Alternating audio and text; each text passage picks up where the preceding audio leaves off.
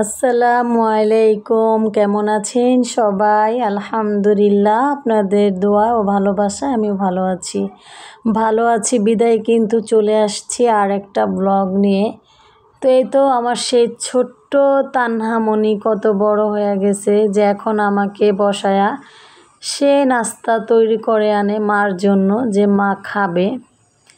তো তানহার সাথে একটা গল্প বলতেছিলাম যে তানহা, তোমাকে তো ছোটোবেলা ঘুমানাইলে কত কি করে কত কথা বলে তোমাকে ঘুমানাইতাম, তো আজকে আমিও ঘুমাবো, তুমি আমাকে সেই রকমটা করেই ঘুমানাবা।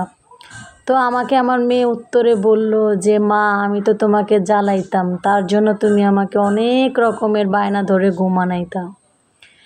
কিন্তু মা, তুমি তো আমাকে জ্বালাও না যে আমি তোমাকে অনেক রকমের বায়না দিয়ে ঘুমানাবো। তো এই তো মেয়ের এই কথাগুলো অনেক ভালো লাগতেছিল যে মেয়ে কত বড় হয়ে গেছে, এখন কথার উত্তরে সে জবাব দিতে পারে। তো এই হোক যাই হোক, ভালো উত্তরে যত ভালো জবাব দেয়, খারাপ উত্তরে যত খারাপ জবাব সে না দেয়।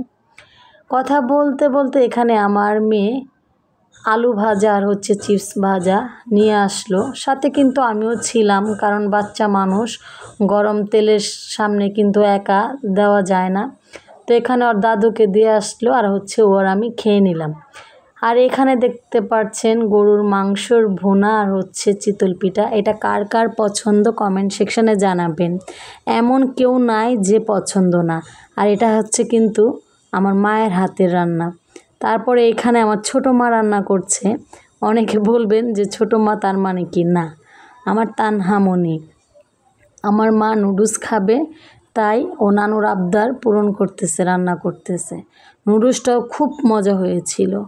আর এখানে যে বড় বোনের হাতের ছোঁয়ায় মুড়ি ভর্তা, কী বলবো, আমার বড় বোন সব দিকে স্ট্রং। সে এই তো কত সুন্দর করে মুড়ি ভর্তাটাকে মাখিয়ে নিল। আর এত টেস্ট হয়েছে, যেহেতু এটা আচারের তেল দিয়ে আমার বোন মুড়ি ভর্তাটা বানাইছে।